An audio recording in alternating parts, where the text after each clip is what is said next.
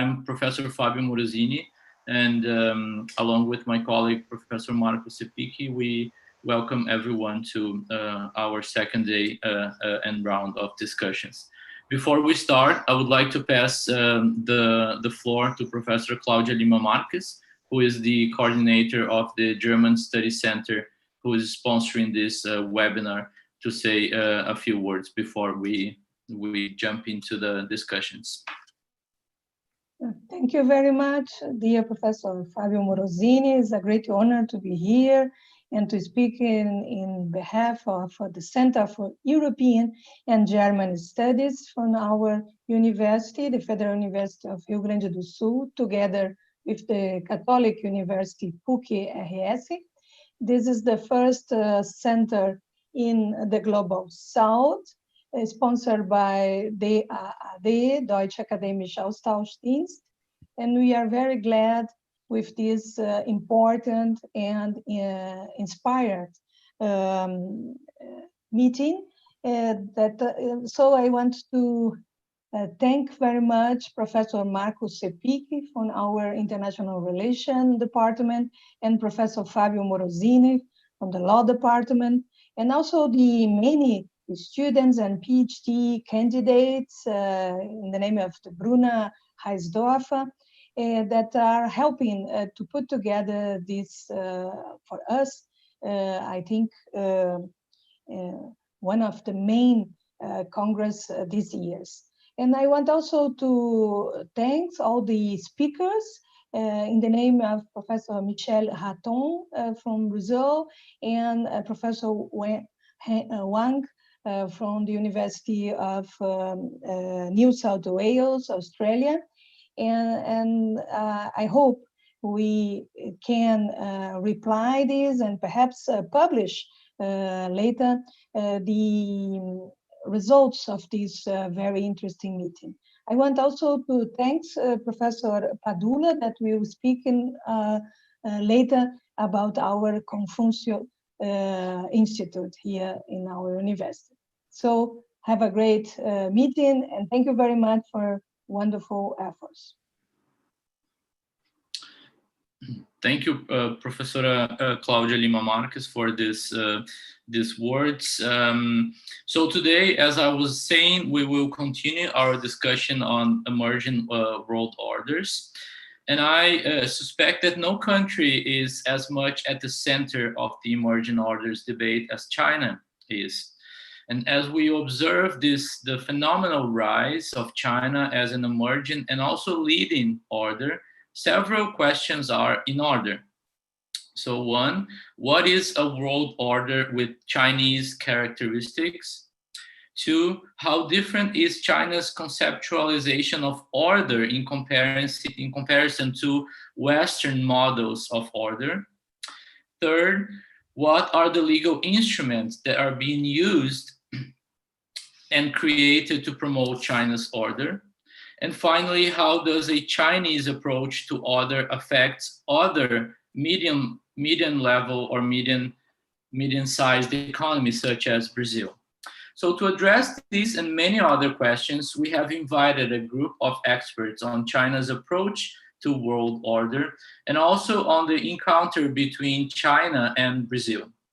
Participants are, and we are going to follow this order, Professor Shi Jinxia from Renmin University in China, followed by Professor Hang Wang from UNSW in Australia. And then we will have Professor Wei Dam from Macau University in China, and we'll close our experts' presentations with Professor Michele Badin from FGV in São Paulo, Brazil. Each speaker will have the floor for about 15 to 20 minutes to make their speech.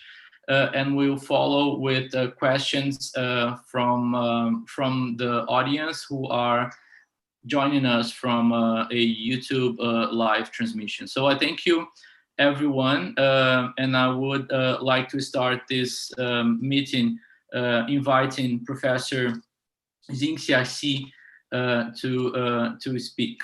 we have had some a problem in having Professor Jingxia joining us in the Zoom meeting, but we're trying an alternative, and I hope that it will work. Thank you, Professor Jingxia, and the floor is now yours. Thank you so much, Dr. Morosini, for your kind introduction and the invitation. I'm sorry for the connection problem. So I'm tremendously honored to attend this fascinating webinar. Ladies and gentlemen, good morning, good afternoon, good evening, depending on where you are now. I'm very glad to share with you several, I think, preliminary thoughts on China and the emerging or shifting world order in my presentation. I would like to address three aspects. First, where we stand now. Second, the Belt and Road Initiative and China's role in the shaping emerging world order. And third, China should attach more importance to international law in implementing the BRI and shaping global governance. So regarding the first aspect, I recall in recent years, the world order, in particular world economic order, have been experiencing rapid change, which exhibits itself in various forms, such as the rising protectionism, the impasse faced by global trading system, highlighted by the dysfunctional appellate body of the WTO, World Trade Organization, and accordingly, the fragmentation of international rules contained in thousands of bilateral, regional, or plurilateral instruments.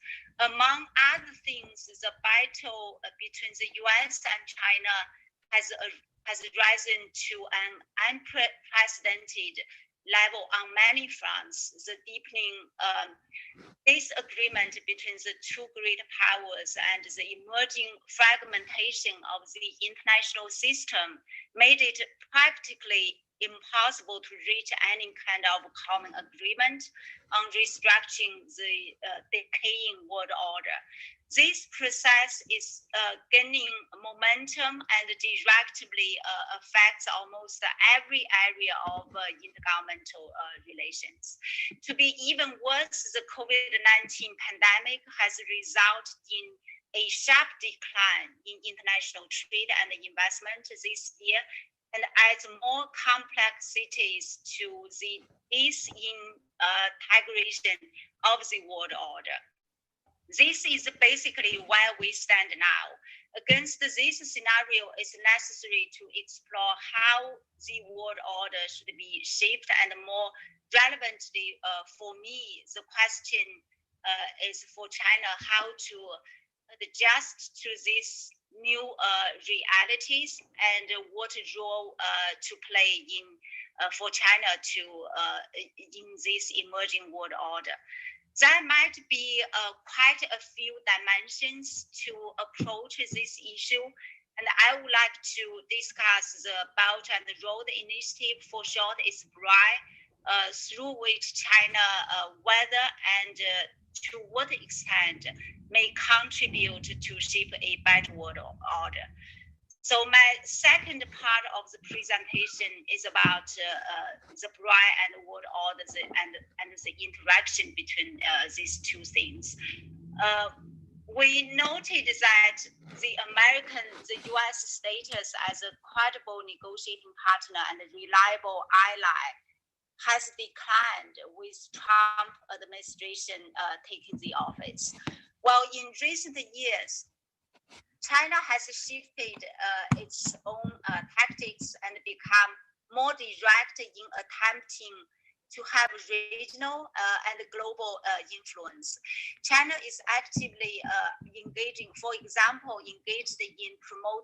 multilateralism at the WTO, concluding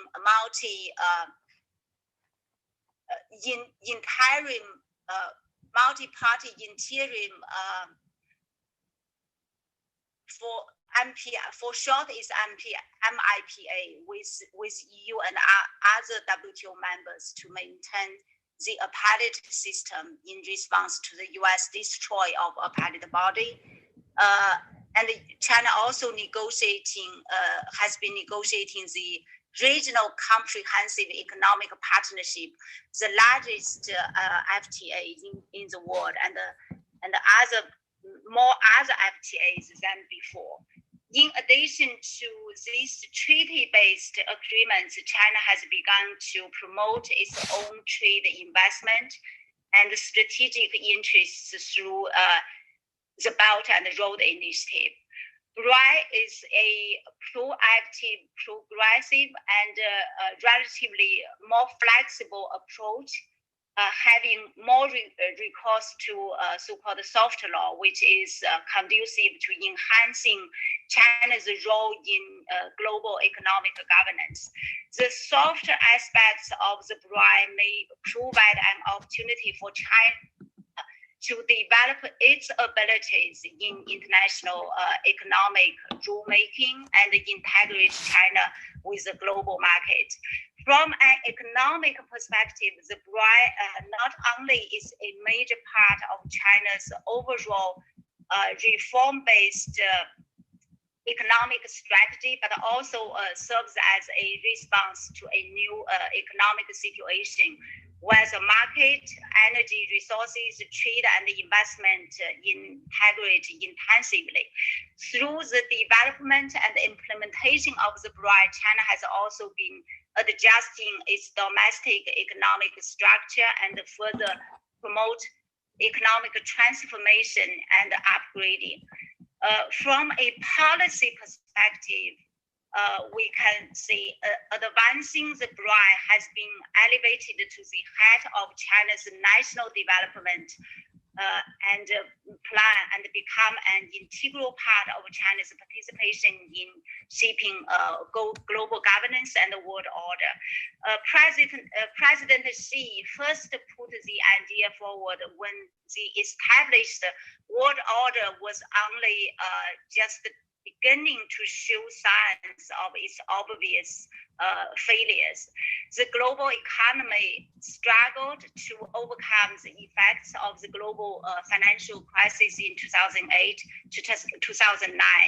So the international system had entered a period of increased instability marked by reduced manageability at the global and regional level. This is basically the background and the scenario where the presidency put forward the idea, the initiative of Belt and Road.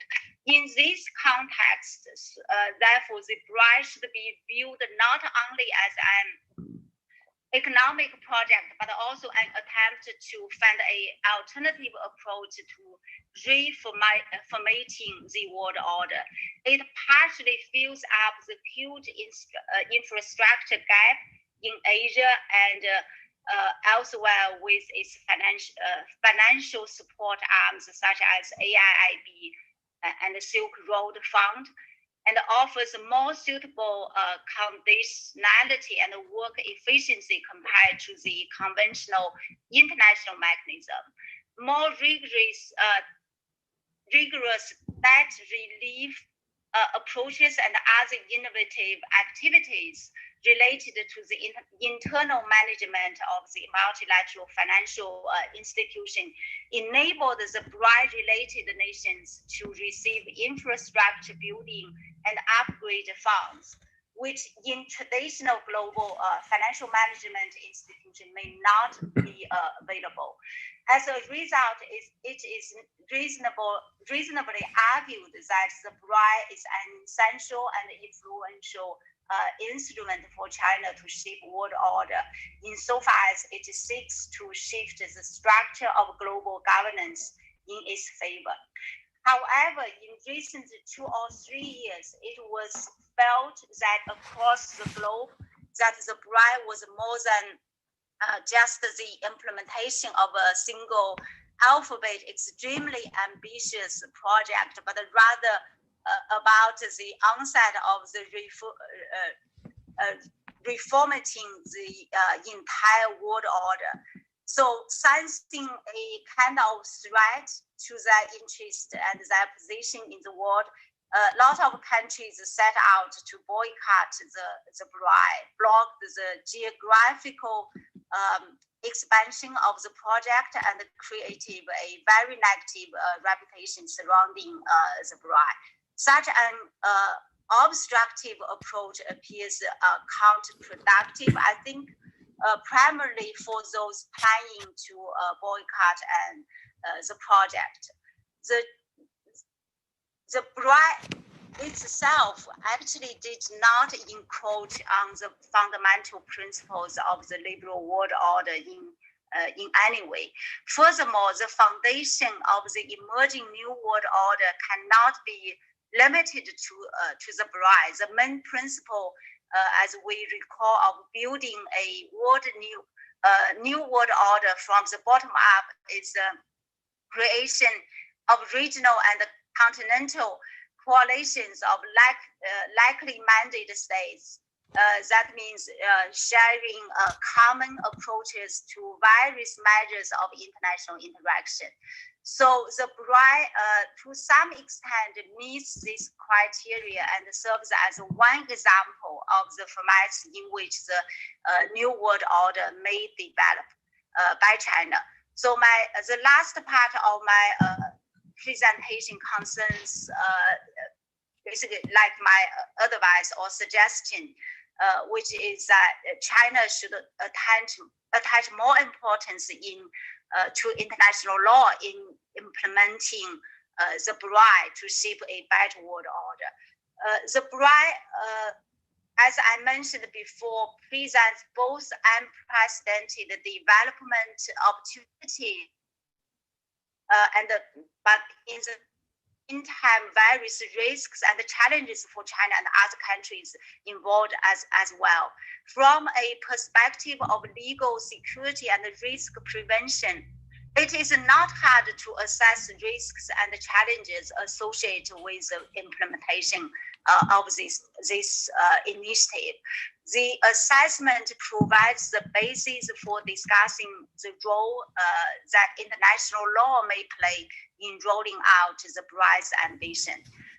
So basically, the BRI brings a strategic focus to Chinese government's going out initiative, which encourage a lot of Chinese enterprises, including state-owned enterprises and also, private companies to go abroad in search of new markets or investment opportunities in order to absorb overproduction capacity in China's stage of economic upgrading and transition.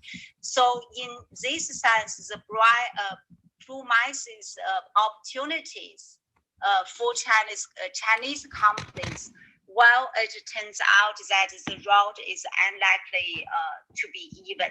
It's not an easy task for the BRI to roll out the whole plan. However, that means geographical, geopolitical, economic conditions, as well as the legal environment, greatly differ among the BRI participating countries and regions.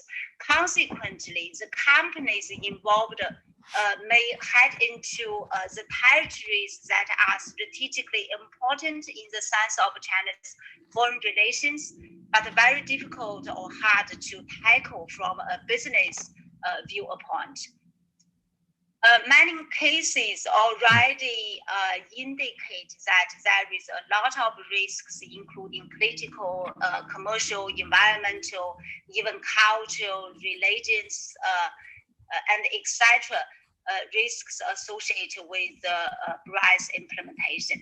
Political instability also constitute a major risk and may weigh heavy on the BRI's efforts.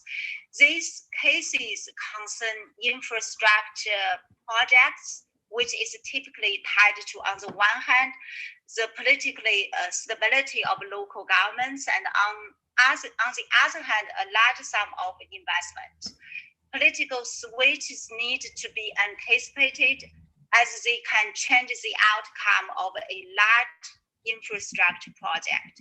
In the meantime, as the facilities connectivity is listed as one of the cooperation priorities for implementing the Belt and Road Initiative, China has committed to invest heavily in a variety of infrastructure projects to strengthen the economic capacity and the connectivity among the nations involved in the initiative. The financial power to financial instruments to promote the BRI's development and implementation has also brought about mixed responses towards this initiative. From a law perspective, we may easily understand that the BRI contrasts sharply with the existing treaty-based integration concepts, where the geographical scope, partner countries, principles, and rules are often clearly defined in the beginning. So the implementation of the BRI requires a new approach with careful modeling in which understanding associated risks and challenges is very essential. It cannot be overemphasized that the BRI's development should follow market operation and abide by market rules and international norms, gives a play to the decisive role of the market in resource allocation and the primary role of enterprises, and lets the governments perform their due functions. More importantly, recognizing the significance of BRI and its potential impact on world economic and trade order, China should attach more importance to international law in order to create a friendly international environment to smoothen the BRI's implementation. This holds the key to the success of the BRI. So my understanding, another understanding is that the BRI is actually aligned with the current global governance system. So this alignment of the BRI with, for example, the United Nations 2030 plan and the Paris Agreement with its focus on free trade, and indicates of China's adherence to international obligation and responsibilities.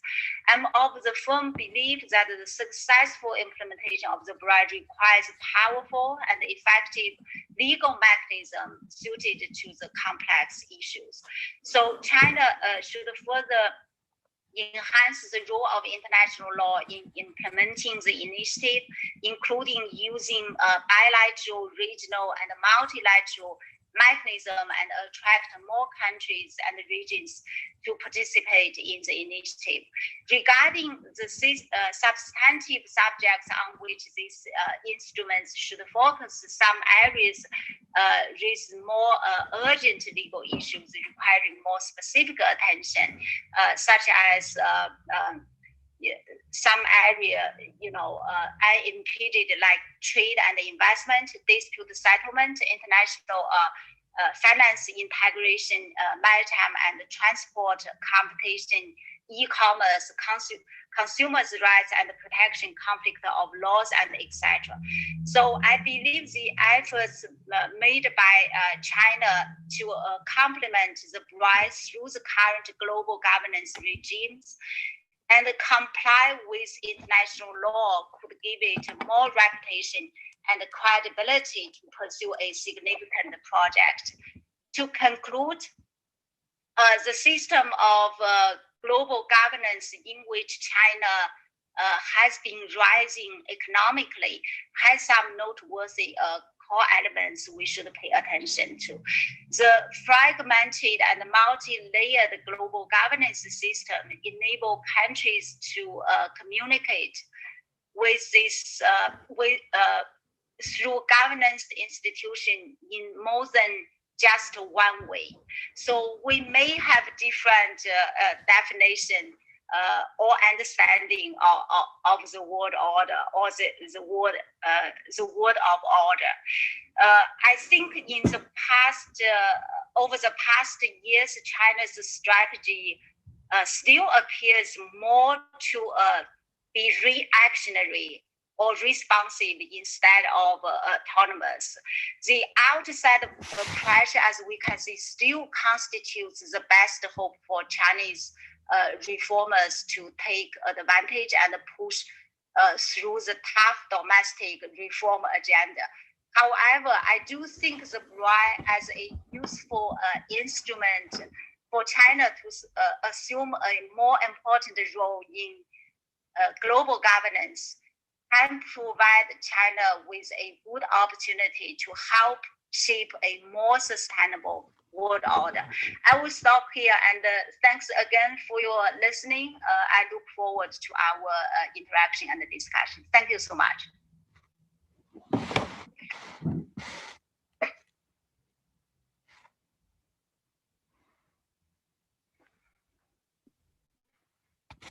I think I use up 30 minutes, right? Yeah. Thank you so much, Professor Jingxia, for this wonderful beginning of our webinar and for introducing us to the Belt and Road Initiative, also the BRI, as a proxy of China's emerging world orders. As she was able to point, there are several challenges for the implementation and also for for other countries to capture this projection of China's world order. So thank you so much. I'm assuming that Professor Hang Wang will keep on talking about, amongst other things, the Belt and Road Initiative and the challenges, the legal challenges of implementation, and also the legal language used by the Belt and Road Initiatives, and the combination between primary sources aligned with the Belt and Road Initiatives, but also secondary sources that were already mentioned by Professor Jingxia, such as existing trade and investment agreements. So thank you so much, Professor Hang Wang, for also joining us and also for supporting Professor Jingxia's presentation. And we welcome you, and we are also very excited to listen to your perspectives on China's approach to the international legal order. Thank you. Thank you, Fabio, for the really kind invitation and introduction. It's my privilege to join the panel. And also, I would like to build on Professor Jingxia's talk on the BRI, or the BRI, the Belt and Road Initiative. What I would like to talk today is about the China and the future of the world order. And I think that I have several questions.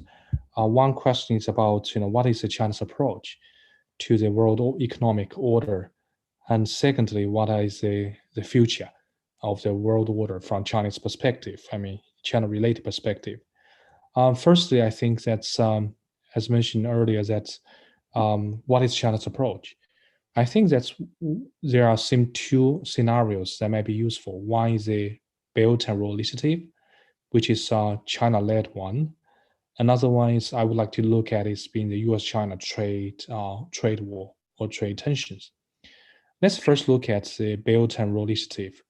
I think that's being it's rely on primary sources, like the memorandum of understanding between China and different countries, international organizations, as well as the national government, like Victoria government of Australia. And also there are secondary resources like project contracts, under the BRI, the Belt and Road Initiative, which is also very important. What I find has been the China's practice has been, you may argue that those primary sources like MOUs are kind of soft law, non-binding rules, but they are different from traditional ones in the sense that they are not focused on making new rules. They're probably more, work for the purpose of the, promote projects. So they work together, primary MOUs work together with the project contracts. So I think that's quite different from traditional use of soft law in developing new rules, like you see in the international financial law, like the Basel Committee and other documents. And also, the second point for the BRI, what I would like to argue, is about what's China's approach. You see that actually we're talking about not only rules, like, the primary sources, secondary sources, but also we see institution development, like Asia Infrastructure Investment Bank, like the Multilateral Cooperation Center for Development Finance, MCDF. What I find that up until the COVID-19 outbreak, what I call is a selective reshaping. China is kind of selectively reshaping the international economic law. Because in the past, we see in the WTO accession, when China joined the WTO in 2001, it's more like a downloading. So China downloads WTO rules, and so the people, Professor Porter Pittman indicates as being a way of, selective adaptation. So China being adapt international rules, while in the BRI, China is the leader of the BRI. So the efforts becomes China reshape the rules by international economic law, by rules and institutional developments. And it's kind of way where China incrementally, upload China style rules and practices to extra-regional level. There are several factors, influencing factors for China's practice. A is the perception and conception. When China joined the WTO, it's more about how China perceive, understand external rules. But now in the BRI, China also conceive, develop or tell China's story of the BRI, related to BRI. So this being quite different from perceived external rules to China conceive and develop the idea of BRI and how the practice will develop. And the second influencing factor is complementarity. In the past, the complementarity is more about how external norms fits with China's local conditions. But in the BRI, the complementarity seems to be between the new rules, new institutional developments, with China's practices, with China's preferences. And what are China's preferences? That includes investment, trade, China's exports of trade, as also in large outbound investment, as well as to also address the dynamics China is facing. For example, some rules are deemed to be not fair to China, like the IMF reform was delayed. So China, the AIB to some extent, enable China to respond to those kind of existing rules, although later IMF reform has been adopted. And the third influencing factor is about legitimacy. So it includes international legitimacy, which China is, that's like explain why China refer to international practices, and also the United Nations General Council, and also their documents refer to the BRI, and China signed the MOU with international organizations, and they are kind of way to to seek international legitimacy. Of course, they have also the other side of that. For example, in the AIB, Asian Infrastructure Investment Bank, the more party involved, they may to some extent limits China's role in that regard. So they have it's a kind of trade-off. And also they have a domestic legitimacy issue. But I think in the BRI, the more important ones, probably more international ones, because they are more external ones. So this is what I want to talk about the China's BRI approach. So to conclude this part, China basically, I think that's using soft law or non-binding rules more for project development. And secondly, China's approach to BRI is more kind of way of selective reshaping of international economic law. And in terms of rules and practices, the reshaping sense of BRI projects, the use of Chinese standards and so on and so forth, as well as institutional side, development or AIB and other international organization led by China. And the third observation in BRI is that influencing factor perception, not only perception, but also more importantly, conception of the BRI. And secondly, complementarity between the BRI as the new rules, new practice and institution with China's preferences, and also legitimacy, particularly international legitimacy. And now I would like to talk to the second part, which is about the U.S.-China trade war, because I think that's probably a very important factor influencing China and world order. I would like to look at, for example, the January 2020, the U.S.-China Phase 1 agreements.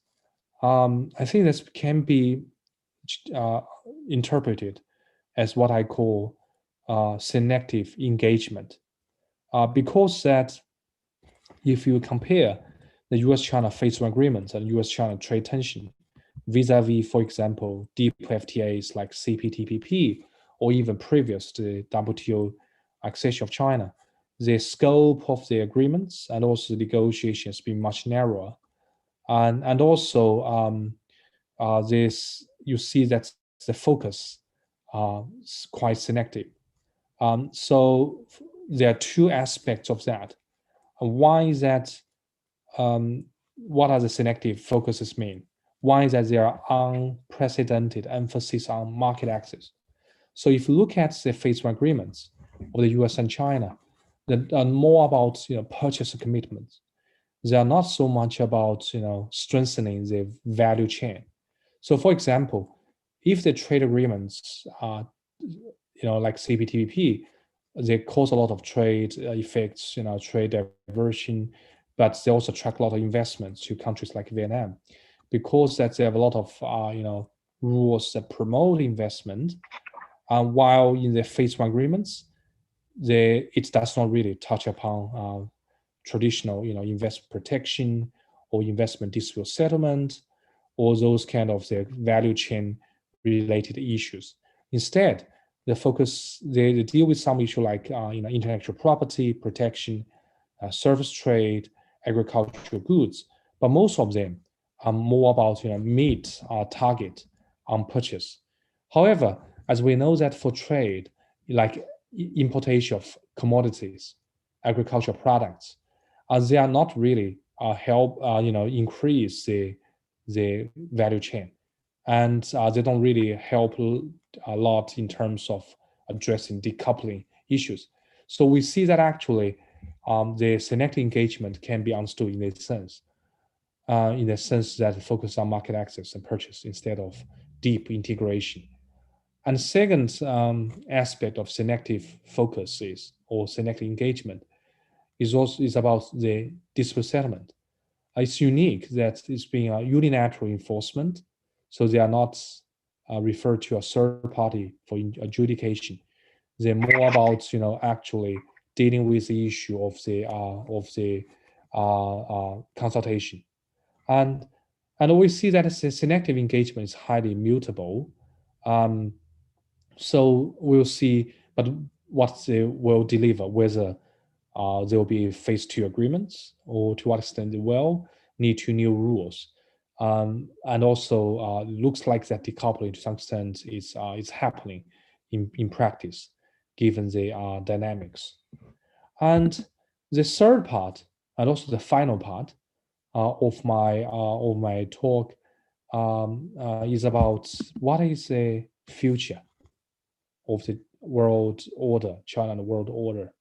I think that if we look at selective engagement and selective reshaping, they are quite different, because selective engagement looks to be to some extent driven by the U.S. The U.S. A trade war, and they have a demand for purchase of U.S. products, commodities. And another side, we see that the selective reshaping is quite different, in the sense that they are led by, they're driven by China. So if we look at the future of the China world order, we see that the two approaches does not really match with each other. They may even have tensions potentially, because as I mentioned, they're different drivers to some extent. selective reshaping definitely is driven or led by China, while selective engagement like US-China trade war, the phase one agreements, is different. And secondly, if you look at these two approaches, or the international order, phase one agreements or the selective engagement focus a lot on binding rules. So they are unprecedented in terms of provide for how much purchase amount you have to meet, which is not found in other China trade agreements, and it's not common in other trade agreements by other countries. Why? So they are look at very binding and detailed rules, although they only cover, very isolated and limited number of areas. While if you look at say BRI, they focus a lot. They prefer non-binding rules and institutions, and they rely more on project contracts and practices. It's not state-to-state treaty. It's more later to the binding project involving SOEs and other parties. So you see that actually the two models are quite different: binding rule vis-a-vis the non-binding rules, and also project contracts. The third aspect for selective engagement, selective reshaping, is that the selective engagement between U.S.-China trade war, the rigid outcome, while for purchase commitments, how much China have to buy from the U.S. Another side, they are quite rigid. How do you accept U.S. agricultural products, regulatory measures, as well as the U.S. Requirements regarding the IP, intellectual property, and so on and so forth. Those very detailed one, and quite rigid requirements on specific issue. But if you compare with the BRI, I would call it maximized flexibility. So China has been quite flexible in terms of the form of the MOUs. I think that's maybe driven by China's preference of efficiency, or want to keep the ball rolling. Because if you require very detailed binding rules, and which will go through legislative procedures for ratification procedure for treaties, that will slow down the process. And so you see that. But of course, another side is that you leave many questions open because the rules are not very clear. They may be general one, and also they have a different concerns because they deal with many issues which are new, like infrastructure, which deal with many social issues, indigenous group, and so on and so forth, and labor.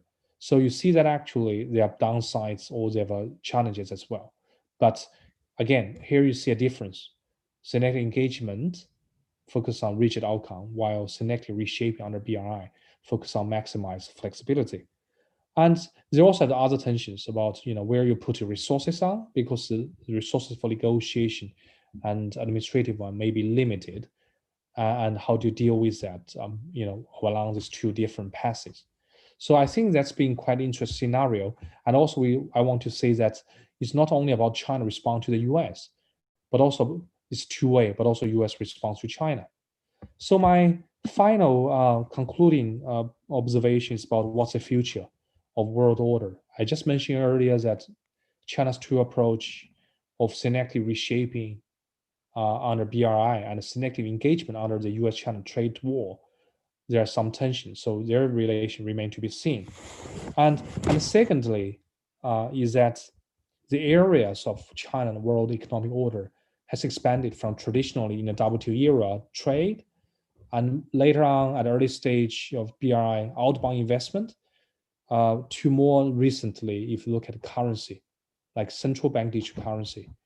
Because China has been a kind of trade power, investment power, but not really a power in currency, which has become a bottom leg.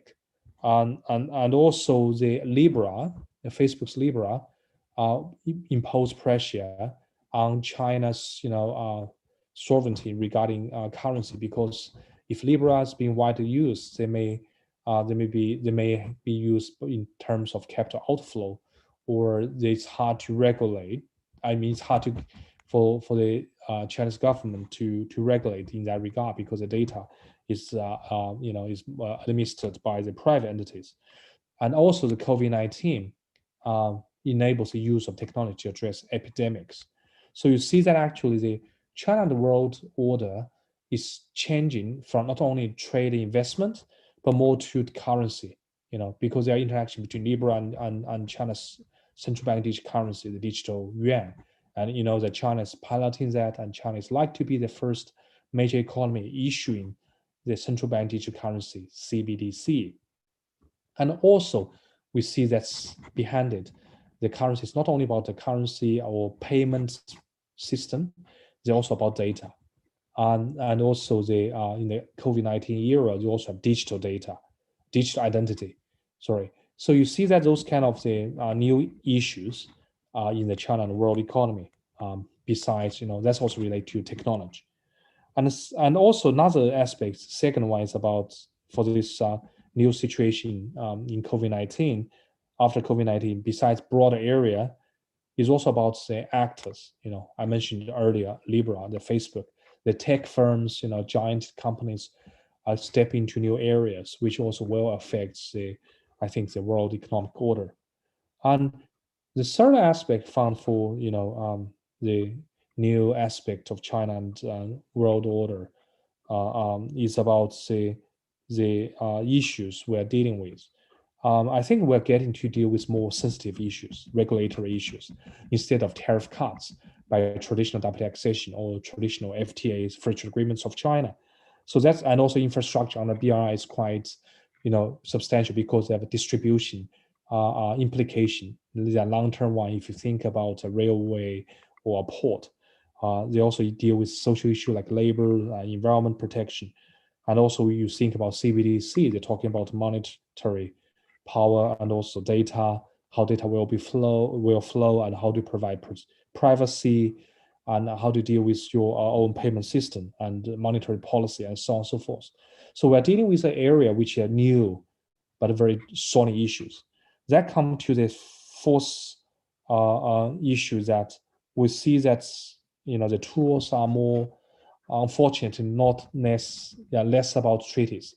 They're more about domestic law or unilateralism, as we see in trade war, and also practices instead of treaty-based system, which means that we are facing a more, that relates to the fifth observation I have, the effects. The effects that we are face more unpredictability, the fragmentation, not only in terms of the currency, but also investment, trade, and so on and so forth. So we like to see rule inconsistency, rule vacuum, because many new area like central bank digital currency, blockchain, and others, they not really have international standards or rules, and they're unlikely to do so if you see the different position of China and the US, for example, on data flow. So I think that's, to conclude, I think the crisis is coming, but I think it also brings the incentives if we properly manage to address the deeper issues. But I think it's maybe difficult to address that in a multilateral session because it's hard to fit the over 160 members of WTO.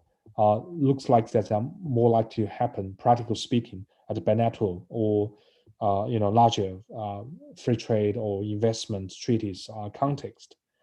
So I think the discussions we're having today will be tremendously helpful to hopefully find more common language for the future of world order, because I think the issue, many issues nowadays behind it's being interest, and we are probably not in a stage of reaching agreement.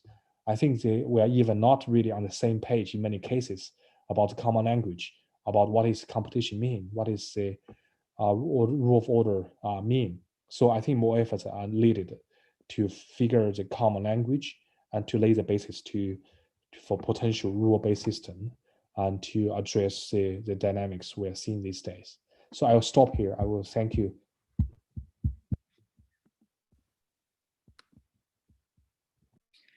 Thank you so much, Professor Heng Wen, for this illuminating ideas on China's approach to legal order, trying or showing or helping us understand in more detail the meaning of the Belt and Road Initiative, and also how this initiative engages in the overall approach, Chinese approach to international legal international orders.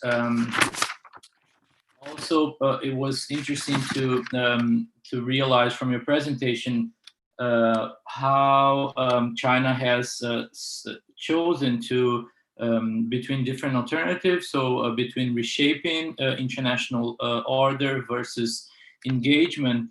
And I would call the attention of everyone also from Professor Hang Wang's perspective on the potential clash or tension between these two alternatives. So also Professor Hang Wang's speech also invites everyone to reflect on the future, on what is ahead of us.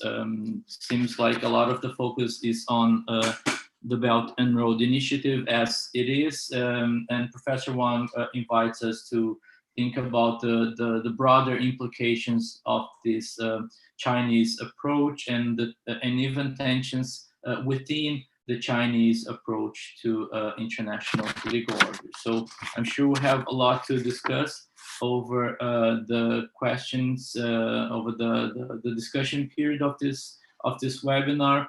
But with no further ado, I will give the floor to Professor Wei Dan from Macau University, who is joining us from a video recording over our next 15 minutes. So thank you.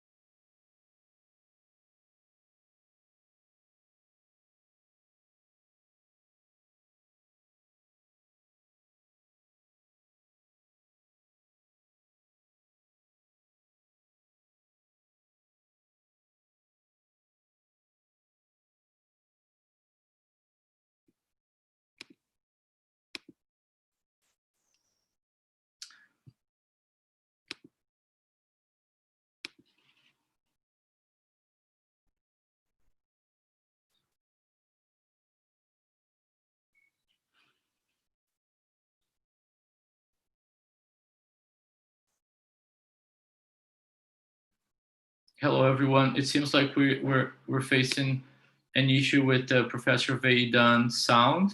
So we're trying to play her video again to see if her sound comes out. If not, we are going to.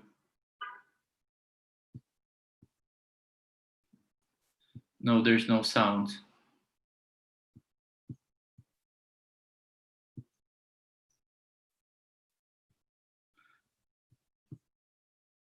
So let me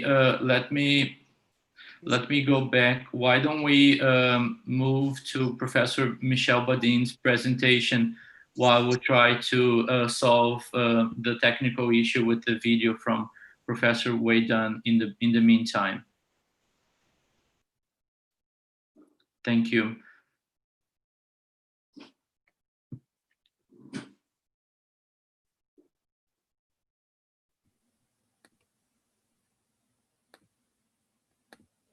Okay, thank you, Fabio.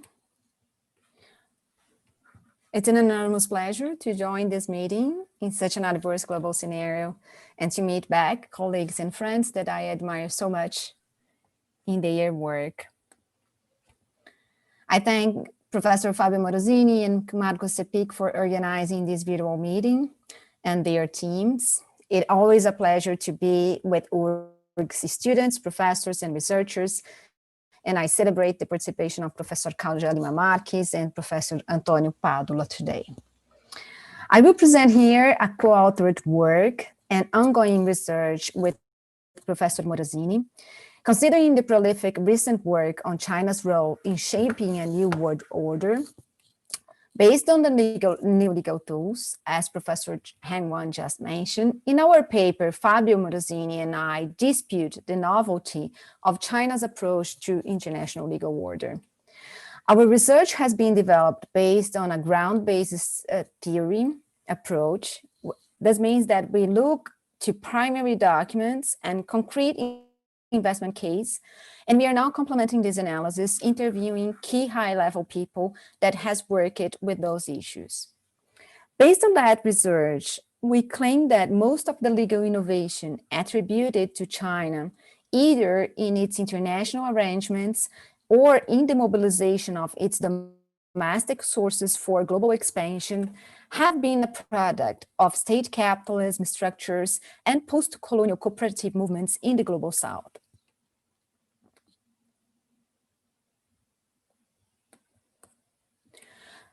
We reached this conclusion based on the literature review about China's main structure and its revisionist potential to the current international legal order. We contrasted the mapped strategies of China with structures in the international and domestic levels in Brazil, where we identified similar legal approaches to transnational economic transactions. Although the literature highlights the particularities of China in those two levels, considering the outward and inward strategies, and highlights its sino-capitalist structure and its statecraftism, we consider them as varieties of state capitalism and state market forms of international coordination, mainly through financing structures. Although China and Brazil were considered in the beginning of 2000s as emerging medium economies, we see in this graph an increasing asymmetry in the last 20 years between them.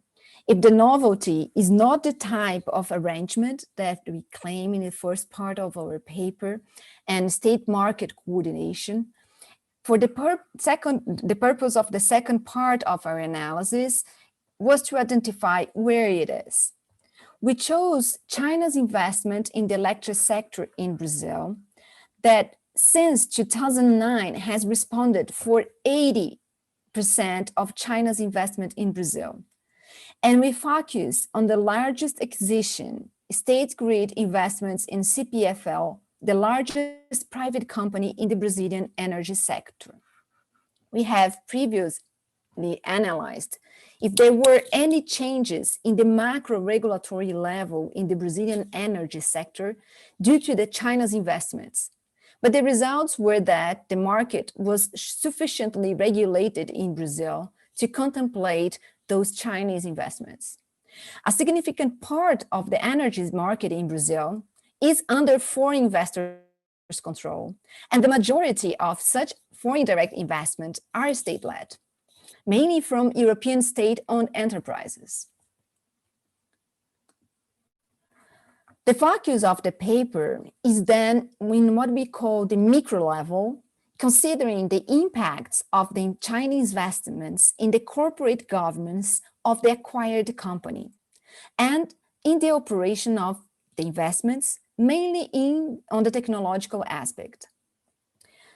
Our preliminary findings in these cases analysis were, first, since the acquisition, there were trends of delisting the companies and of verticalization of the companies, concentrating the capital and decisions on the subsidiary mode. The figure we have in this slide is not totally clear. Our apologies for this, but it aims at clarifying state grid group organization of its investments in Brazil, and the possibility of considering a shadow governance of state grid headquarters officials in CPFL, as well as of the Chinese Communist Party in redlining. This is part of the rumors and of interviews we've made in Brazil. In this level of analysis, we collected very much interesting material, but not yet conclusive information about state-grade corporate governance and its investments in Brazil, and how much this is unique of state-grade investments in the electric sector. We are challenging this structure that has been described by the international literature, comparing also to other investments of Brazil in other countries, such as other cases that Fabio and I have analyzed, such as Petrobras in Bolivia, but also other private investments of Brazilian companies in Africa in the last years.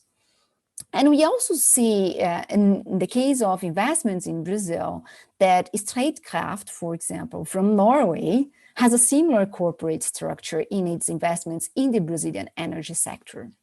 So yet, at this point, we did not find any struggling situation or innovative situation from China's investments in Brazil.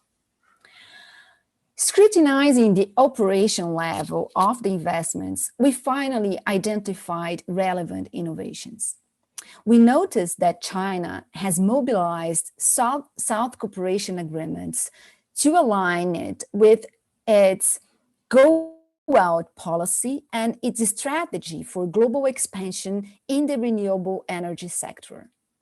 Investments in high-voltage electric transmission lines, including the construction of smart grids and the implementation of UHV technology, are linked to a sophisticated scheme of standard settings, mainly through the Global Energy Interconnection Development and Cooperation Organization, known as GAICO. This is a non-profit organization created in China with international purposes and membership, having more than 200 institutions for public to private sectors worldwide. We have named this as a geotechnological strategy, a geoeconomic influence based on new standard setting schemes. Our preliminary conclusion in this work is that China has co-opted major contesting structures created by developing countries when it mobilizes cooperation agreements to implement technological standard setting schemes with the potential to increase the asymmetry towards developing countries. Thank you for your time. We are very much looking forward to your comments and questions and to further discuss the topic with our panelists and the audience.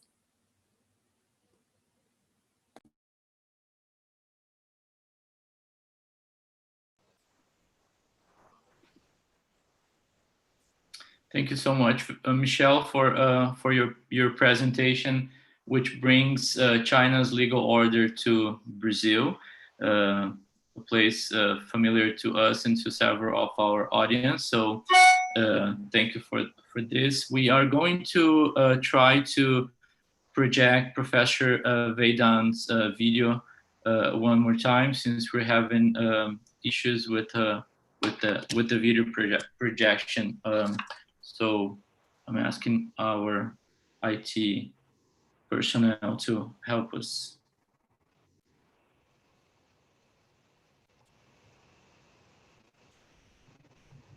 Good evening, good morning to everyone. I'm Professor Wei Dan from University of Macau. First of all, I would like to thank the organization of Brazilian colleagues for giving me a wonderful opportunity to be part of this very interesting event. In particularly, I would like to thank Professor Fabio Molosini for his friendship many years and also for his very kind and contacts. Secondly, I send my warm regards to dearest colleagues of this session, namely Professor Shi Jingxia, Professor Wang Heng, and Professor Michelle Baden. Unfortunately, due to time conflicts of my classes in Macau, I cannot join the webinars according to the proposed schedule. So please allow me to send you a video previously recorded for my participation. The topic that I bring for today's debate is China's appeal against protectionism. I would like to share with you Chinese perspective on how the global trade governance regime should be established. Since the global economic crisis that began in 2008, the belief in free trade has greatly lost popularity. In turn, many policymakers see protectionism through multiple mechanisms as a good alternative for saving their national economies. In the post-crisis era, global macroeconomic instability has turned contingency measures such as anti-dumping, safeguard, and countervailing measures into increasingly attractive policy instruments. Anti-dumping measures in particular are trade defense instruments that are very easily employed. Compared to tariffs, anti-dumping duties allow great flexibility in their administration, enabling investigating authorities to intervene in the import markets. The use of anti-dumping measures also include a private facet, such as a company or a group of companies have the right to request an investigation, and the investigating authorities are responsible for specifying the country and the product under investigation. Contingency measures are essentially anti-competitive and associated with protectionist principles. As one of the international lawyers points out, anti-dumping regime is a legalistic reincarnation of protectionism. It stigmatizes otherwise legitimate business practice under the label of unfair trade. And based on such label, it imposes penalties resembling the remedies available for the torts of deceptive conduct or patent violations. In addition, anti-dumping measures have been found to hurt developing countries far more than trade defenses imposed by developed countries harm industrial economies. China, being the second largest economy in the world and also a world factory of manufactured goods, is by far the main target of protectionist instruments, and its exported products are subject to anti-dumping duties.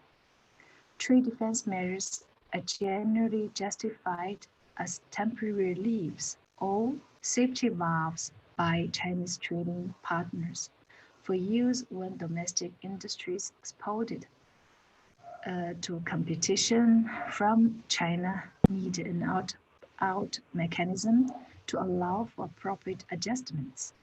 Anti-dumping measures are allowed to offset their unfair trade gains when Chinese exporters selling at prices below normal value enjoy unfair competitive advantages due to the dumping of products on the domestic market. Well, there are still many controversies about whether the economic logic behind anti-dumping measures has any truth. There are certainly non-economic justifications behind them. The governments of importing countries are often faced with strong resistance from the affected national economies.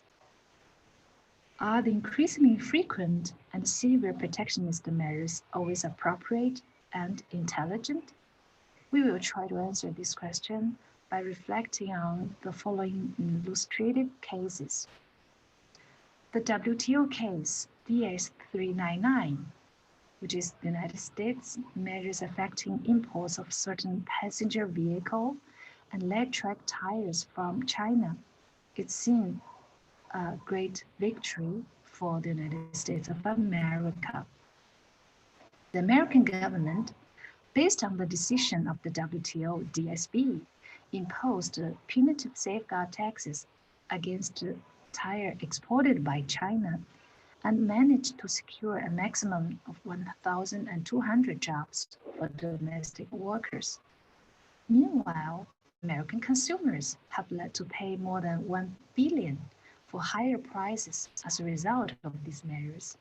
So we asked if the DS-399 was really a good deal, a negocio da China for the United States of America. In our opinion, the answer is certainly negative. The second case has to do with the composition of Chinese exports to Brazil. According to the statistics of DICOM, the Brazilian Department of Trade Defense, between 1988 to last year, China was the country most affected by the Brazilian trade defense measures. About 1/3 of definitive measures applied by the Brazilian authorities targeted Chinese exports. On the other hand, it should be noted that the bulk of Chinese exporters to Brazil are related to non-finished goods, but intermediate products and parts to be assembled in Brazilian factory. In a context of fragmentation of global production, in search of a competitiveness, would the excessive application of trade defense measures against the Chinese exports not harm the competitiveness of Brazilian industry? We will analyze the profits of multinational companies. An example to consider is that of Apple. It was estimated that only 5% of the profits from the iPhone sales were related to Chinese factories, Foxconn, with a cheap labor, while more than half of the iPhone profits were shared among its partners. Can protectionism really save national economies? Today, we are facing a new era, that of fourth industrial revolution.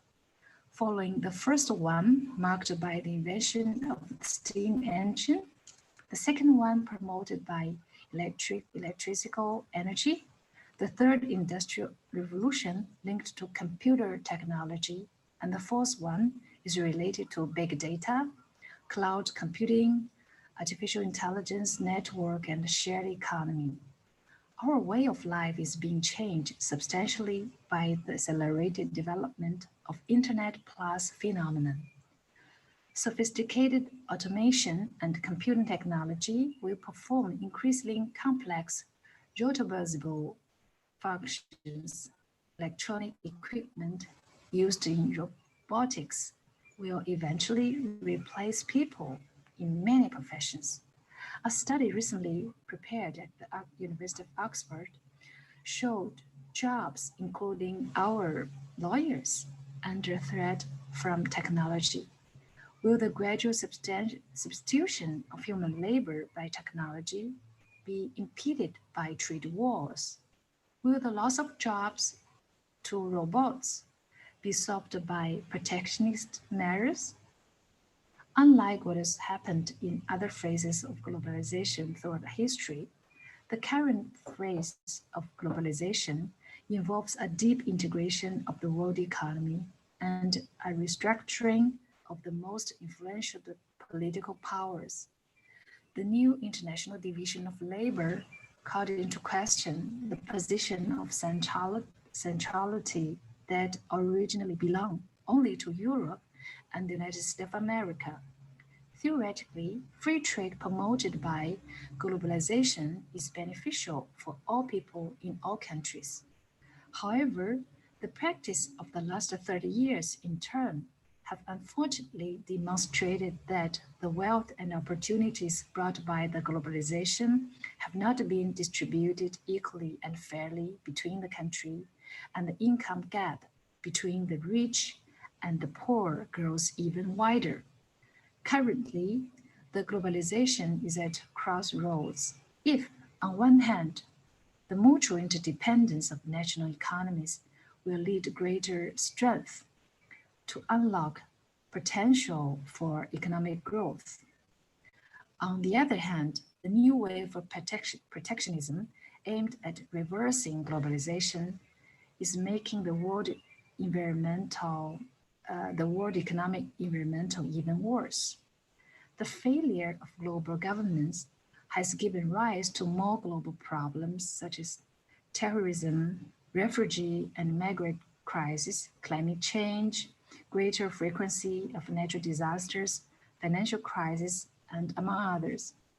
Of course, both global problems and obstacles to progressive liberalization will have to be overcome by innovative solutions aimed at reducing poverty and revitalizing economic dynamics. China has proposed two important initiatives in this regard. The first initiative comes from the private sector, and the second one is proposed by the Chinese government itself.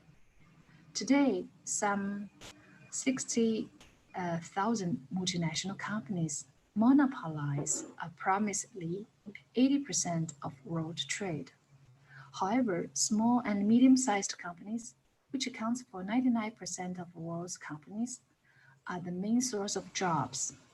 During G20 leaders summits held in China, the world's largest retail platform, the Chinese e-commerce giant Alibaba, proposed the creation of an electronic world trade platform.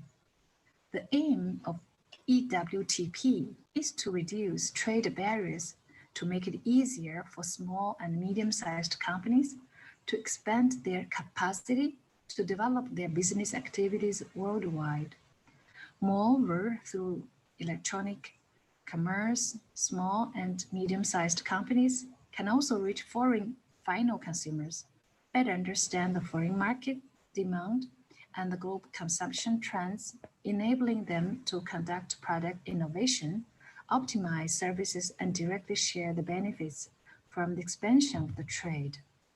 After the going global economic opening strategy by Chinese companies, China is also striving to buy global online and sell global online. It is estimated that more than 40% of the Chinese foreign trade will be carried out via cross-border e-commerce by the end of this year. The size and demand of Chinese market will also offer countless opportunities for small and medium-sized business worldwide. E-commerce is an excellent mechanism to break the solidification of interest and acquired rights that characterize protectionism. It allows these companies to benefit directly from the openness offered by the globalization, but with much lower cost and more efficiency. The other initiative proposed by Chinese government aimed at improving global governance is the Belt and Road Initiative. The idea was originally conceived by Chinese President Xi Jinping in 2016 and aims to build trade networks and infrastructure connecting Asia with Europe and Africa along Asian land and sea trade routes. Over the past few years, the Belt and Road Initiative has spread to all countries and has become an open Chinese appeal to the entire world. On the occasion of the recent Belt and Road Forum of International Cooperation held in Beijing, the Chinese government announced the construction of more open and efficient international cooperation platform and a closer and stronger associative network, in addition to promoting a fairer, reasonable, and balanced international governance system. Contrary to the increasingly protectionist trend in the United States of America, China advocates integration, but no fragmentation, openness, but no isolation, connectivity, but not separation, games of games, but not zero-sum games. The Belt and Road Initiative introduced the inclusion model to carry out policy coordination, infrastructure, and facilitates connectivity, free trade, financial integration, and the creation of closer ties between people, in line with the Chinese proverb, "A single flower does not make a spring." The constant liberalization of the world economy can only be sustainable if more participating countries can profit from it. In the previous decades, the most developed countries were the main beneficiaries of the existing global governance institutions. The Chinese initiative also offers opportunities for all countries to become actively involved in the globalization process. It should be noted that in addition to the 6 economic corridors under the Belt and Road Initiative structure, the Portuguese-speaking countries, including Brazil, can form a new corridor to boost their relationship with China. It's worth reflecting on China's appeal against protectionism. In a globalized world, it is unrealistic for countries to promote protectionism at home while hoping for other countries to make their markets available, to embrace chaos at home and smith abroad. But one thing is certain: when trade stops, wars will start. Thank you for your attention. I say goodbye to everybody. Bye-bye.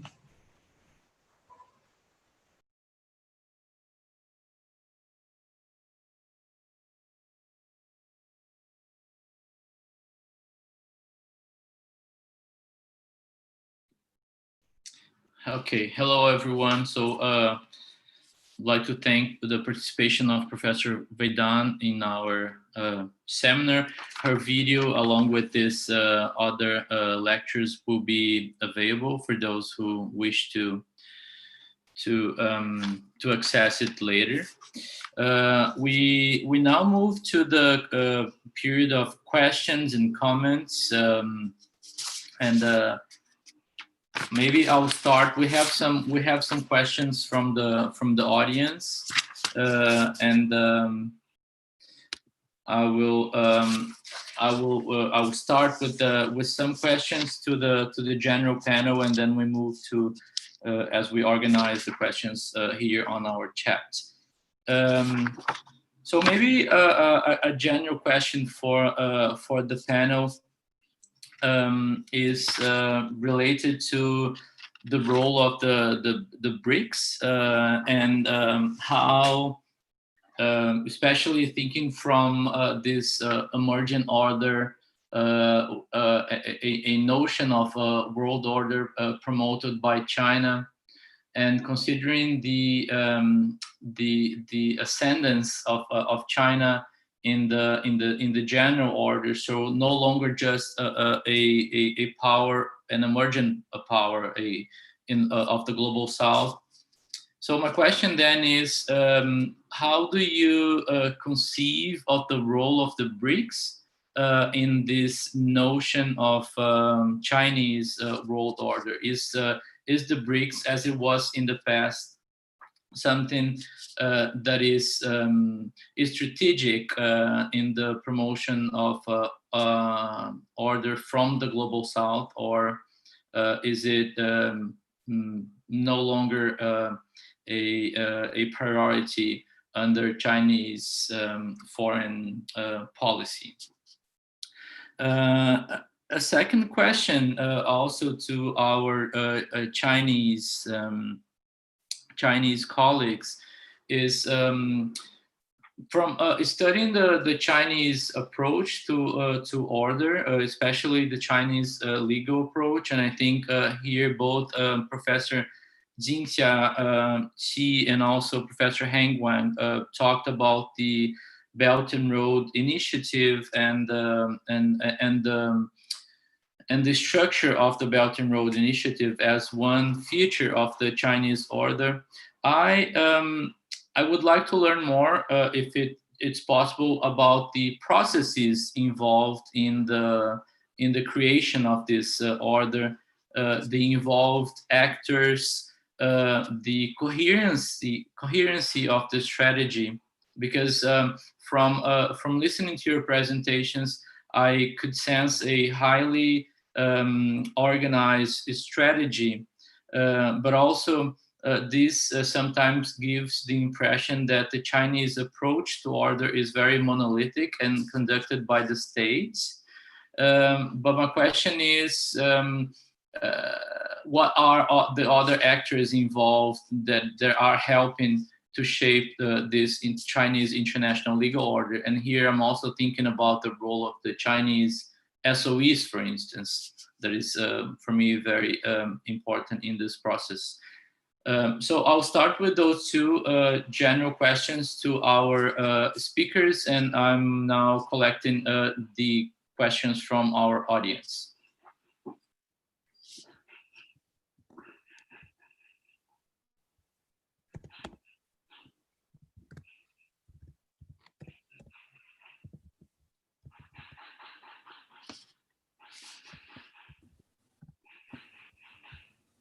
Maybe I can start, and Hank can follow me, because I'm sure that he can answer more questions than I can from those that we have on the table. As to the BRIC countries, I think that the same chart that we had for Brazil, we could have for other BRIC countries.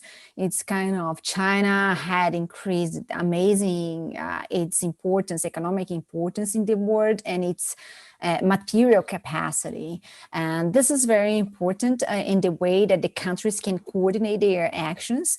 But at the same time, we see that still the BRIC Forum has been important for those countries to align their actions at if not say between them, but also at the multilateral level.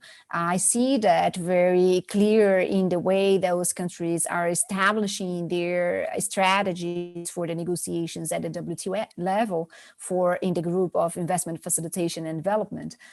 So if China is really getting a different profile from the countries, it is true that the other forums that had built and been built in the past for the coordination among these emerging economies is still operating a role. I think that we have a transition era, and it's close to what Hank mentions in his work as selective reshaping, and probably part of the reshaping is taking place. And this BRIC Forum, I really suggest that students and researchers about China always take a look at what has been done in the BRICS. It has been very helpful, at least for me, in my research. This is my comment for now.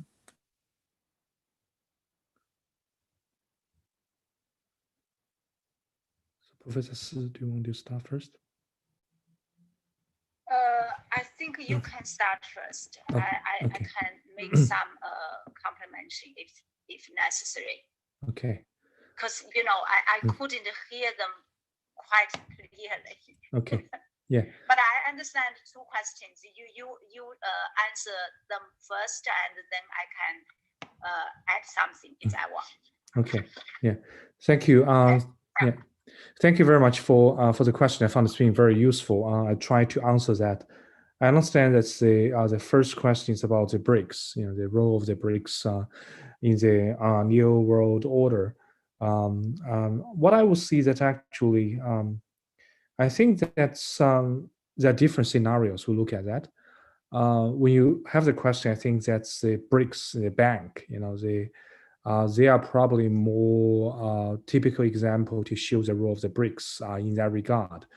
And I see that's being quite special in the sense that they're able to, the BRICS play a quite important role, and also different BRIC countries have same shares, in the BRICS banks. That's, I think, a scenario. In the BRI, I would see that probably depends on the context, because the India is not part of the BRI, officially speaking, and Russia, Brazil, and others are different in terms of the legal arrangements and so on and so forth. So I will see that it's maybe better to look at from a case-by-case basis, depending on which area we're looking at. Do we look at development finance, like the BRICS Bank, And then I think that's probably the one story. If you look at say BRI, that's maybe another story, or depends on the context, and also for trade they may not necessarily have the same position. So that's maybe potential issue. On one hand, I think it's for investment facilitation, trade and investment. China has want to promote that. India may have a different view towards that. So I will say that they have a common interest in terms of the developing country, but also have a different in terms of their, they also have a competition and they have also dynamics in that regard. And to the second question I have for, the actors or coherence of that, I think that there are many. If I understand correct about the question about actors and coherence, there are many actors in the BRI, both public and private one, and also many cases also state-owned enterprises, and they are quite different from trade practice in the past. If you compare with WTO accession, where they're more about trade and they're not really so complex in terms of technical standards or industry standards for the infrastructure or telecommunication standards or design of the railway system and the long-term maintenance of that and debt sustainability. I would say that in the past we can call it, as mentioned by Professor Pittman Porter. I think his view of the selective adaptation is very useful to look at WTO era. But what I see nowadays, that's what I call selective reshaping, which build on Professor Pittman Porter's view of selective adaptation. But I think they're influencing factors as a quite different meaning. So, if you compare with WTO accession period where China perceived rules, but now China have to conceive the rules. And the actors here, of course, in terms of not only government, but also industry, because they'll implement the BRI projects. And also you look at the complementarity. It's not about, China importing the rules to China. It's more about China's rules, or standards or practices using along the BRI. So even if the influencing factor is the same name as Professor Porter using his selective adaptation, I think they fundamentally different from what we see nowadays in the BRI. And also the same for the legitimacy. They're talking more about domestic legitimacy, but now you talk more about international ones, because actors here is not only a Chinese one, SOEs, industry, government, but also the actors of the BRI countries, how you are received in the BRI countries in terms of social issues, environment, indigenous group, and also funding, government procurement, and so on and so forth. And in terms of coherence, I think that's been, it's been very difficult because you don't have a BRI-wide treaty. And you don't have a specific rules that it's being, and that makes it very difficult to coordinate. And that also may need challenges. And so I guess one way is to increase the transparency of the BRI and also to have more involvement of stakeholders. And that may help to build more consensus and to address a potential issue like coherence problems. Yeah, I think I will stop here and thank you. Yeah, probably I can add some few words to what just Professor Heng answering the two questions. Regarding the first one about the role of BRICS in shaping world order or in global governance, my understanding is that the BRICS is a very important platform because it is composed from 5 very important emerging markets, emerging countries. So collectively, they are supposed to function very well in advocating opinions from those emerging markets. But according to my observation, after I remember there was a meeting for BRICS leaders in 2017. After that, it seems that no meetings or no conference was convened until now. This, to some extent, corresponds to the situation as I recalled in my first part of my presentation, the big issue is that, from the battle between the US and China, it seems to me some countries, including, I'm not quite sure from Brazil, but if you look at Russian, you will see there is a big question for nowadays major power, even not major power for some other countries. It seems that they have to choose to stand with the US and stand with China. So this is a very hard choice. That's why I said the battle between the US and China actually pose a lot of challenges for other countries as well. It's not only the battle between China and the US. If you look at the NAFTA, the then NAFTA now concluded into so-called USMCA, there is we call it poison pill clause. If later on Canada and Mexico negotiate with basically with the country other than with China, they face very hard choice. So for BRICS, I think that originally there is question of whether to institutionalize the BRICS. The only mechanism right now is a BRICS bank, which was already mentioned by Professor Wang. Other than that, there is no institution for BRICS. I think from a Chinese perspective, it has a very strong will to make BRICS, playing an important role in world governance. After all, it represents a collective efforts from those 5 emerging markets.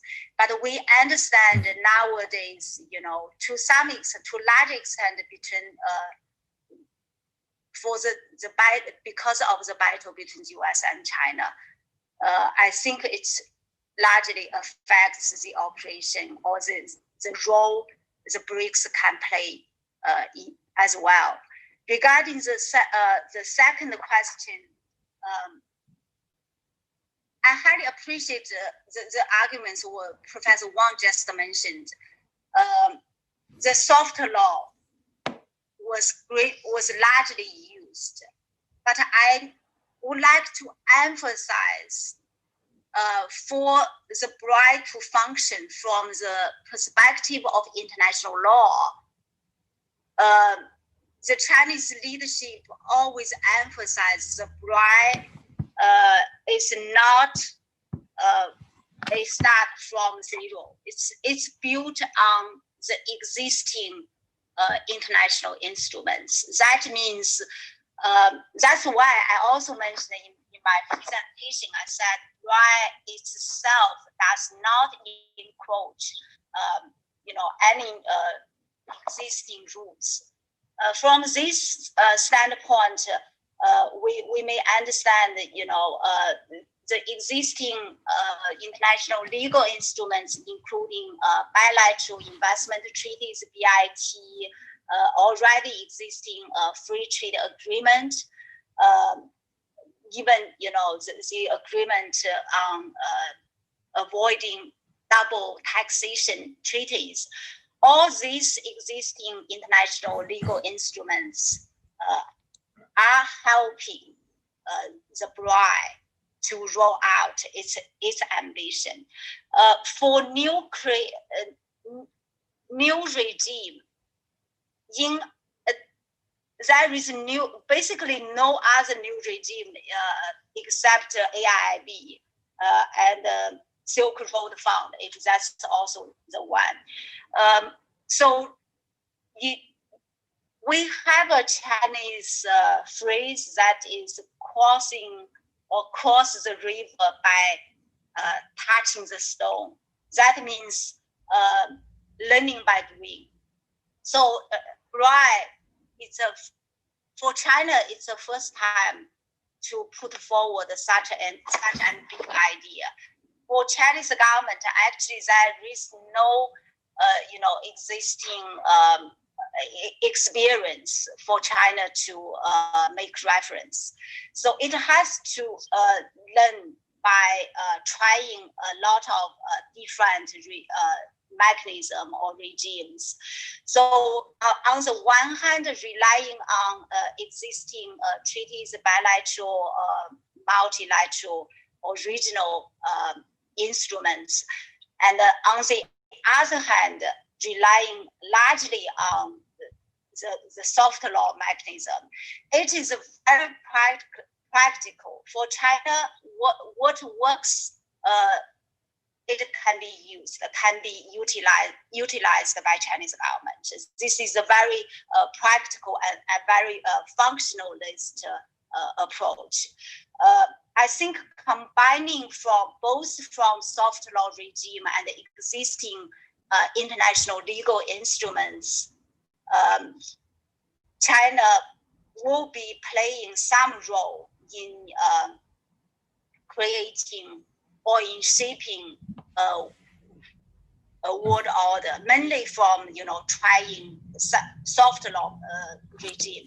But I do have a question for Professor Wang, because I think you also mentioned in your presentation that there is a lot of downside as well to the soft law approach implemented by Chinese government.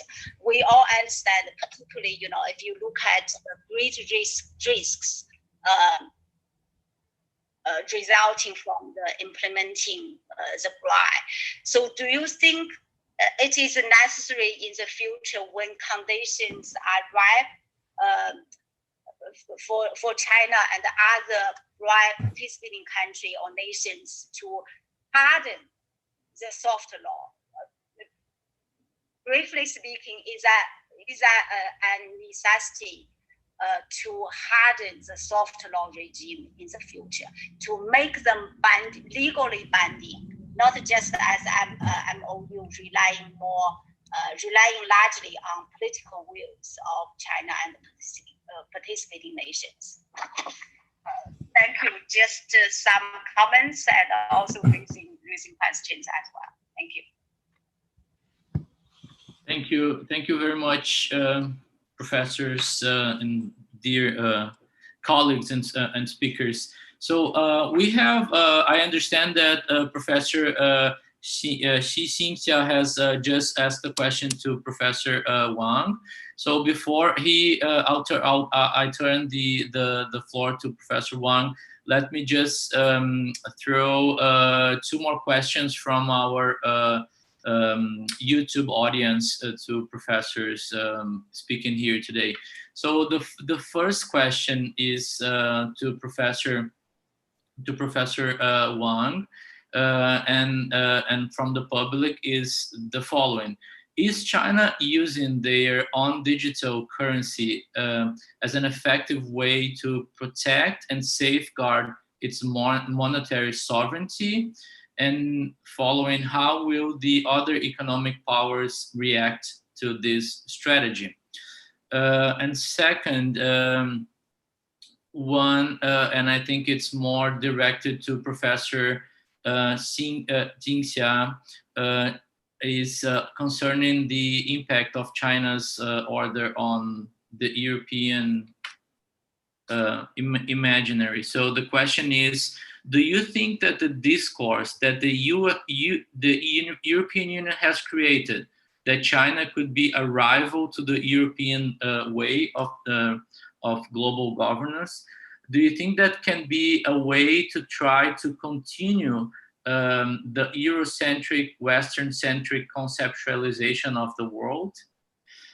So I'll turn the floor back to the speakers. And I missed the first part of your question. Addressing to me the first part of your question. Okay, so the question is: do you think that the discourse that the European Union has created, that China could be a rival to the European way of global governance, can be a way to try to just continue with the Eurocentric, Western-centric conceptualization of the world order?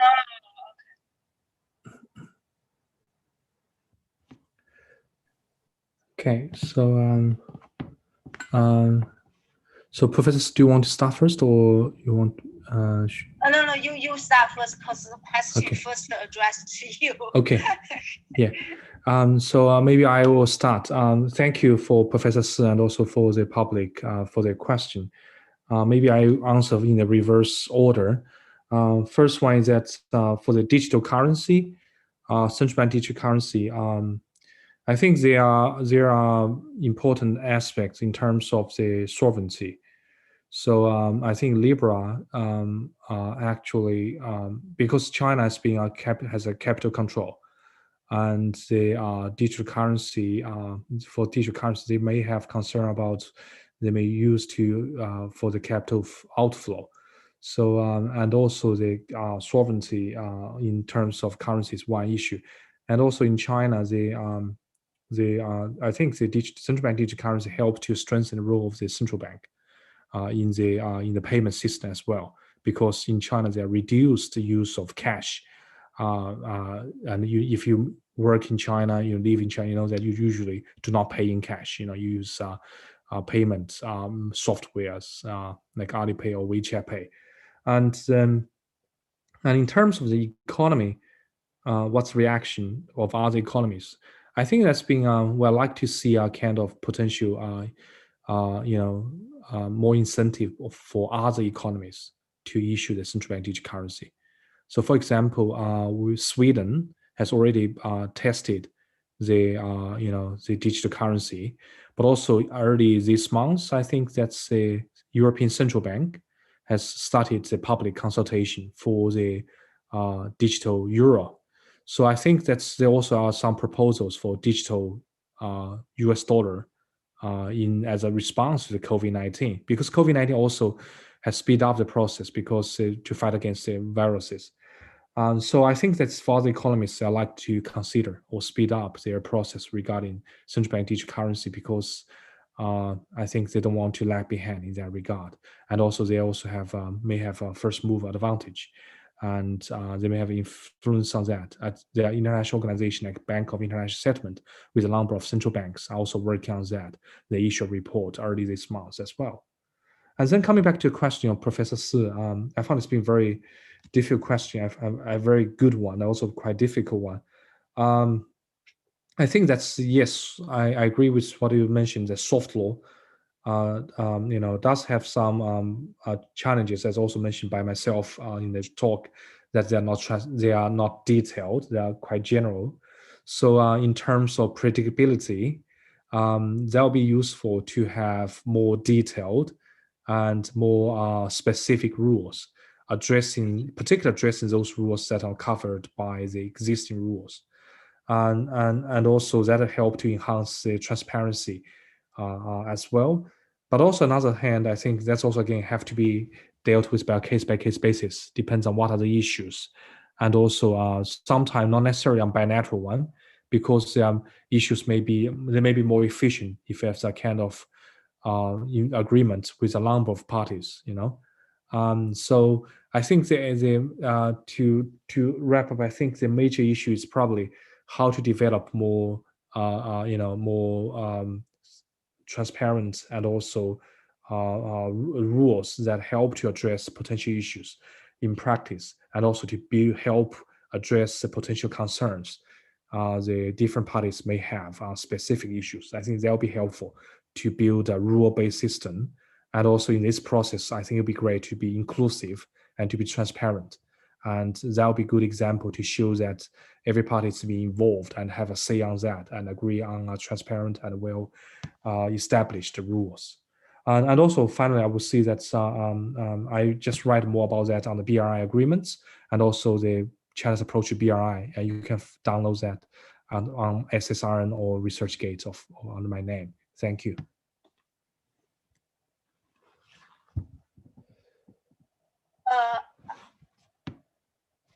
I also highly appreciate the question raised from the audience. To answer that question shortly speaking, I want to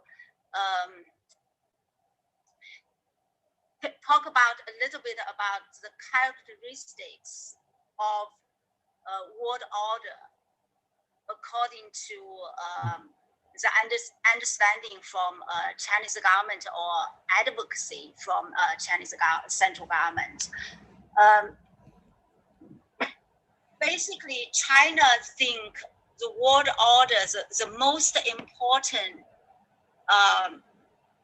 characteristics for global world order or world order should be fair, reasonable, sustainable, and inclusive.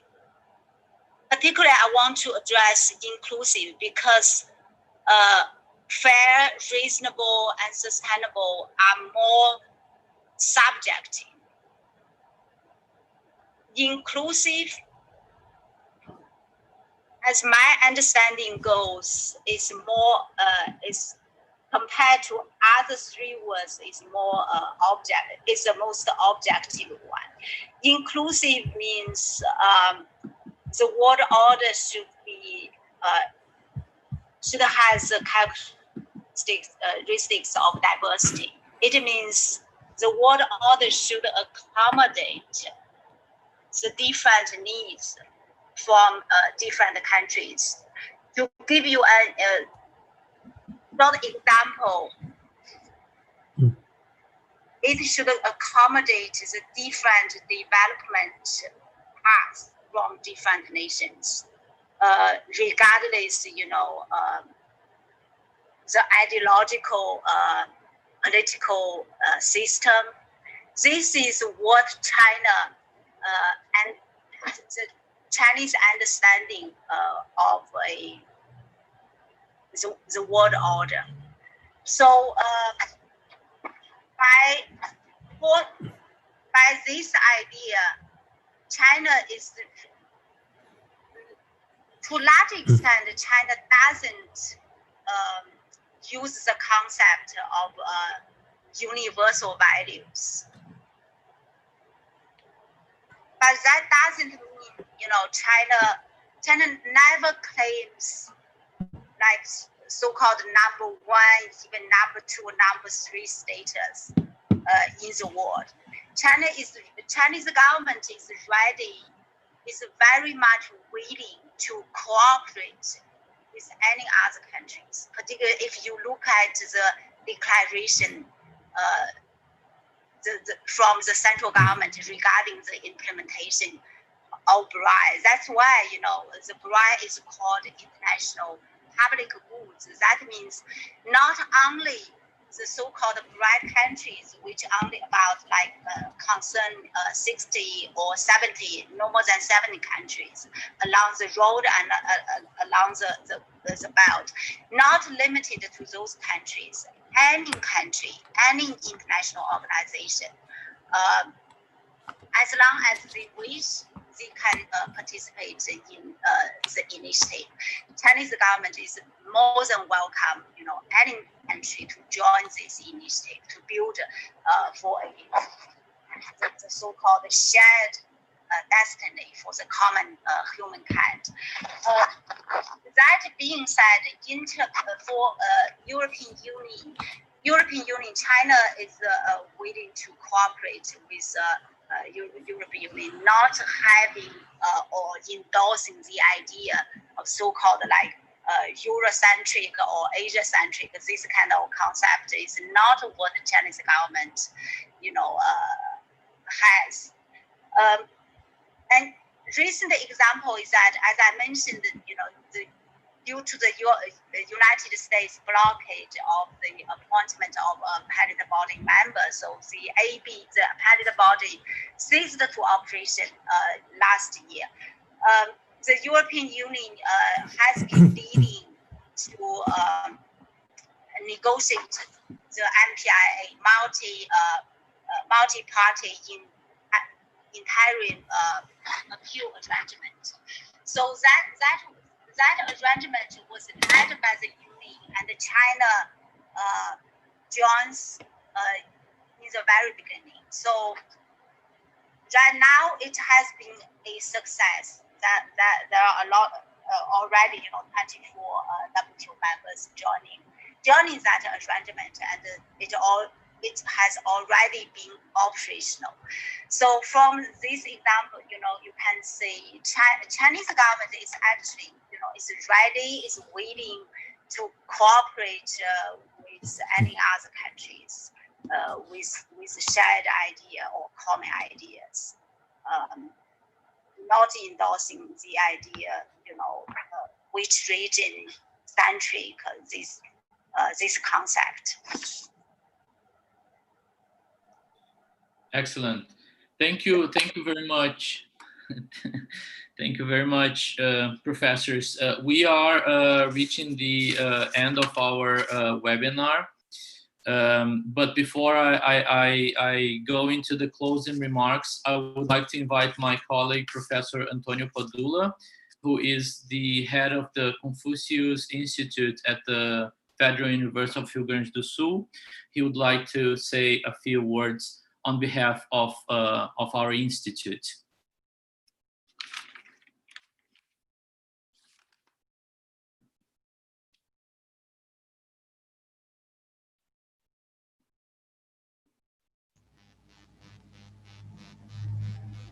Good morning and good afternoon for everybody. I would like to thank Professor Claudia Marques, Professor Fabio Morosini, Professor Marco Sepicchi, Bruna, for this initiative, to congratulate for this initiative, and to thank for the invitation to attend and to say some words about our Confucius Institute. This initiative is very interesting and relevant and contemporary.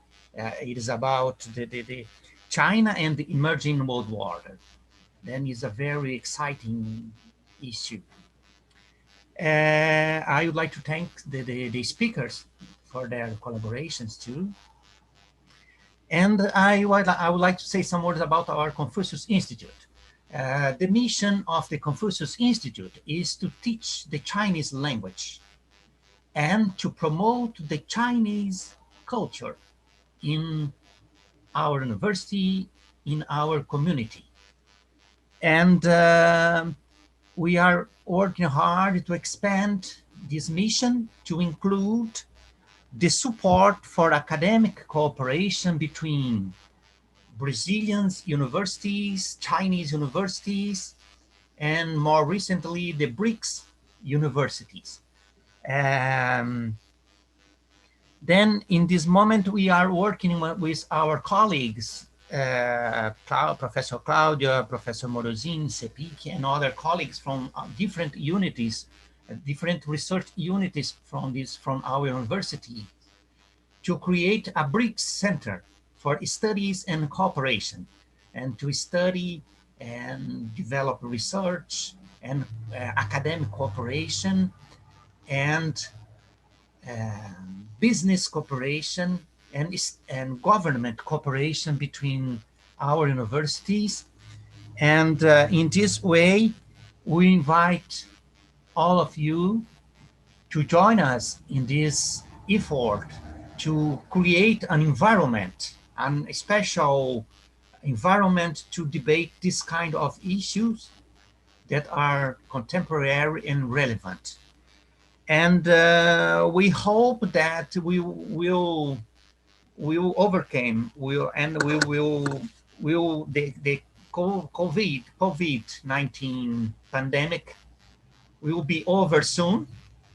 and I hope meeting you, all of you, in Porto Alegre as soon as possible to join us in this initiative to join the Confucius Institute and the BRIC Center at the University Federal of Rio Grande do Sul. Thank you very much, Professor Claudia, Professor Morosini, and Professor Sepik and Bruna for the invitation, and I hope to meet you again soon. Please accept my best regards.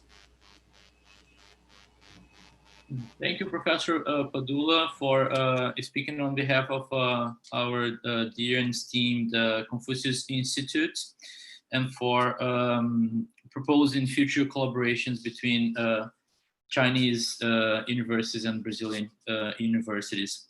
So let me say just very few final thanking words. So first and foremost, let me thank our esteemed colleagues, Professor Michel Badin, Professor Veidan, Professor Heng Wang, and Professor Xi Xinxia for sharing with us this morning in Brazil insights from ongoing research and perspectives on China's approach to an emerging world order. I'm sure we all have learned a lot, but I'm also sure that we have much more to learn.